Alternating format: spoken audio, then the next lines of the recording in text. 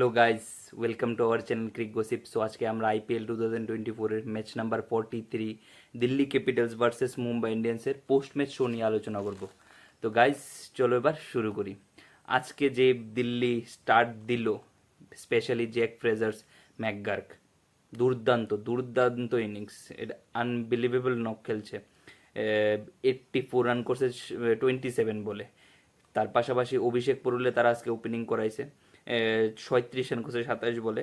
Shai Hope, যারা নাকি আমরা T twenty batsman, as a টি-20 ব্যাটসম্যান আমরা মানে মোস্ট প্রবাবল যারা দেখে খেলা অ্যাকচুয়ালি তার হেরে টি-20 প্লেয়ার হিসেবে কনসিডার করে না। তো হেও আজকে একটু খুব ভালো ইনিংস খেলছে, 41 রান করছে 17 বলে।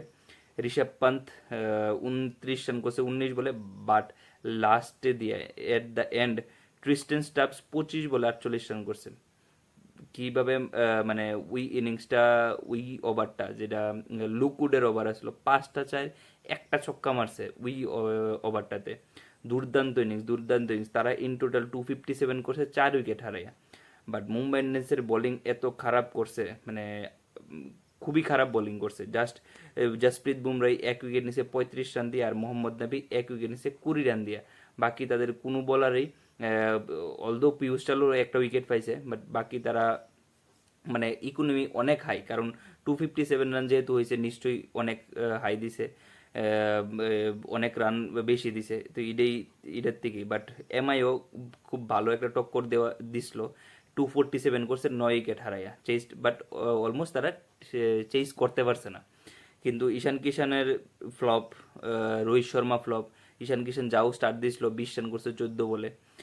সূর্যা কুমার যাদবও ফ্লপ একরকম, কারণ স্টার্ট দেওয়ার পরে আউট হয়ে গেছে। 26 রান করছে 13 বলে। তিলক বর্মা ফাইনেস্ট নক। তিলক বর্মা নিয়ে আমরা এখন একটা কথা বলবো, জাস্ট আমরা শেষ করি। 63 রান করছে 32 বলে। হার্দিক পান্ডেও আজকে ফর্মে মানে ঝলক দেখাইছিল হের কতটুকু ক্যাপাবিলিটি। 46 রান করছে 24 বলে। টিম ডেভিড 37 রান করছে 17 বলে, বাট তারা এট দ্য এন্ড তারা রানটা চেস করতে পারছে না। খুব ভালো বোলিং করছে মুকেশ কুমার, সরি রাশিকদার সালাম, 3 উইকেট নিচে 34 রান দিয়া।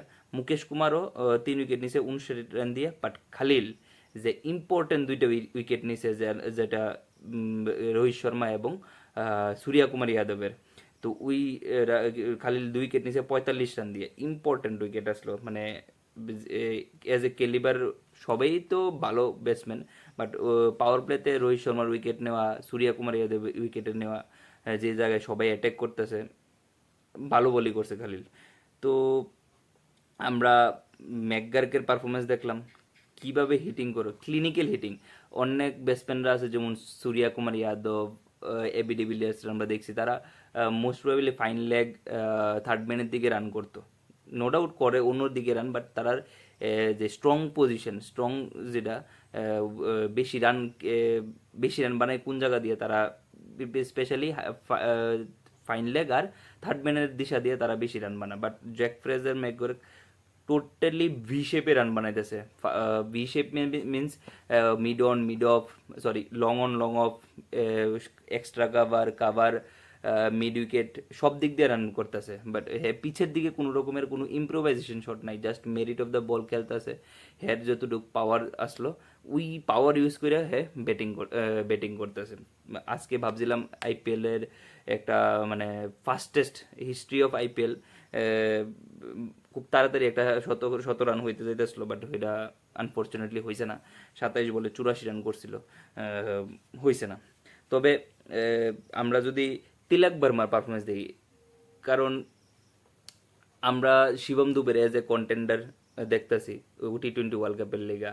তাছাড়া শিবম দুবের পাশাপাশি কিন্তু আমরা রিয়ান পারাগুরে দেখতেছি।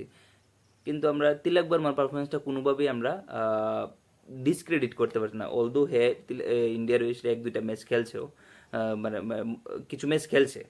তো এবার আইপিএলে কিন্তু তিলক বর্মা প্রত্যেকটা ম্যাচে অলমোস্ট প্রত্যেকটা ম্যাচে রান করতেছে, ইভেন স্ট্রাইক রেটও বেশি, 160 170 স্ট্রাইক রেট।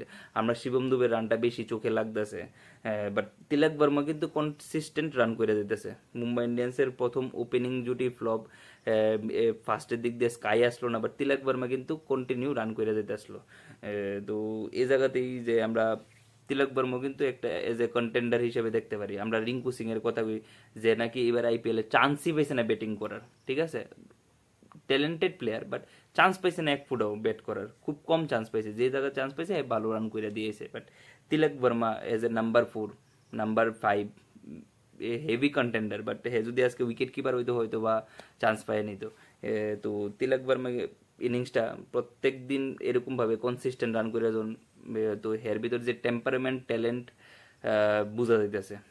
তো দেখা যাক তারা নেক্সট এবার টি-20 ওয়ার্ল্ড কাপের পরে তারা, অলদো আমি এবার চাইতেছিলাম যে সিনিয়র প্লেয়ার কাউরে কেউই যাতে না যায়, টোটালি ইয়ং যারা প্লেয়ার আছে তারা নিয়ে একটা চান্স দেবো, কারণ অনেক চান্স চান্স দেওয়া হয়েছে, যে সিনিয়র প্লেয়ার আছে বিরাট কোহলি, রোহিত শর্মা, কে এল রাহুল, তারা অনেক রকমভাবে চান্স দেওয়া হয়েছে।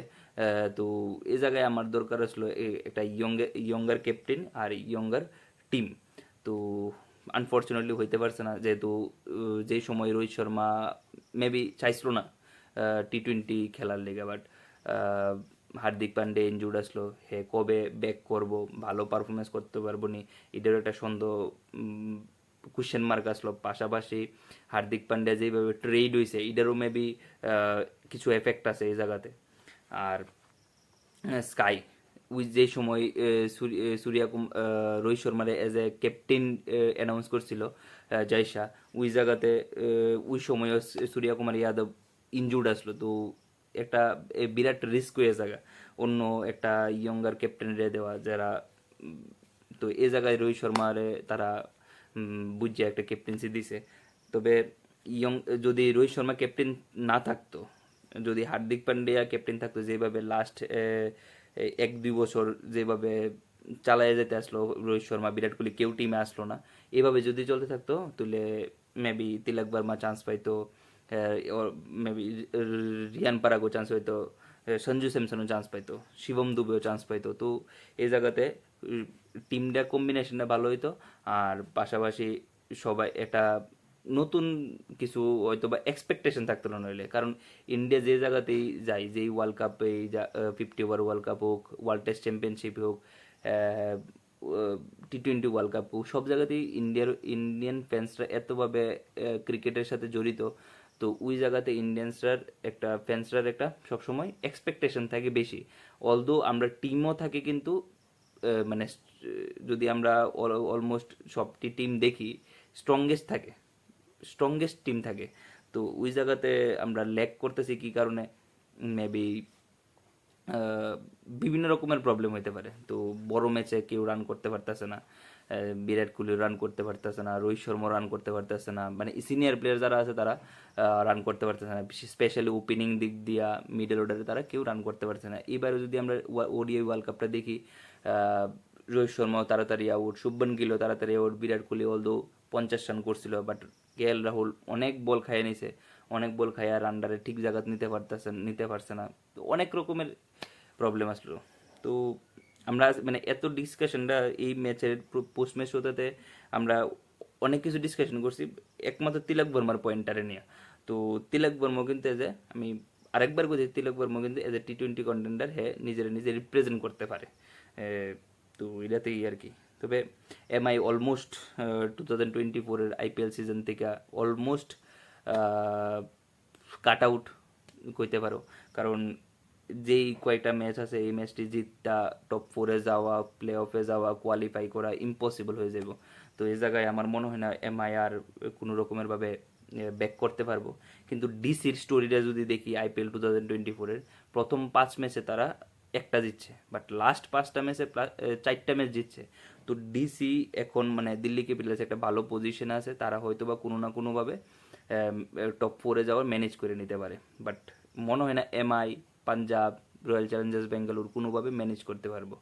তো দেখা যাক তারা কি করে, মুম্বাই ইন্ডিয়ান্সে তারা প্ল্যানিং প্লটিং কি, বাট বুঝি না তারা পিয়ুষ চালারে আমি একটা পজিশনে দেখছিলাম যে পিয়ুষ চালারে তারা একদিনের লেগে ড্রপ করছিল, শ্রেয়স গোপালরে 2টা ম্যাচে ড্রপ করছিল, শ্রেয়স গোপালের চান্স দিছিল, বাট শ্রেয়স গোপাল ভালো পারফরমেন্স করার পরও মানে এরকম খারাপ কিছু করছে না যে পিয়ুষ চালারে আবার ফিরিয়ে নিয়ে আইছে। নো ডাউট পিয়ুষ চাল আজকে একটা উইকেট পাইছে, যাই করছে, বাট মনে হইতেছে আমার অন্য একটা বলার বা অন্য একটা মানে কুমার কার্তিকে, যেহেতু তার কাছে একটা ট্যালেন্টেড স্পিনার আছে, ট্যালেন্টেড লেগ স্পিনার আছে বা চাইনাম্যান আছে, কুমার কার্তিকিয়া, শ্রেয়স গোপাল, তো দিতে পারে, দিতে দিলে ভালো হইব আমি যতটুকু মনে করি আর কি। দেখা যাক তারা নেক্সট ম্যাচগুলোতে কি করে, তো এটাই দেখার বিষয়। তো এই বলেই আজকের ভিডিওটা এখানেই শেষ করছি। আহ, আশা করি তোমাদের ভিডিওটা ভালো লাগবে। ঠিক এমনভাবেই বাকি টিমগুলো সম্পর্কে জানতে আমাদের YouTube channel Crick gossip subscribe করুন, তার পাশাপাশি লাইক এবং কমেন্ট করে আপনাদের মতামত জানান। থ্যাংক ইউ, গুড নাইট, শুভরাত্রি।